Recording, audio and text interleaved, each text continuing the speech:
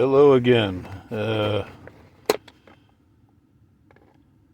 might be a little off topic, but maybe not, depending on how much y'all have been paying attention to my videos. This is kind of a teaser. This is going to be... I plan to use this, but sometimes my plans don't go well. Anyway, this is something you could find on Amazon, maybe even Newegg, but I don't really like Newegg very much anymore. Anyway, this is a backplane, and it's probably one of the cheapest ones you can find. And it's the only one that I can find right now, at least new, that does less than like 12.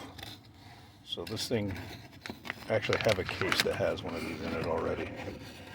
This thing comes with I don't know why, it's a three bay backplate. It only comes with a set of 2 data cables. I got plenty of these cables. I don't need to worry about that. It is very dark because I'm shooting it in my car because I'm gonna be picking up somebody from work. So, this is one hand.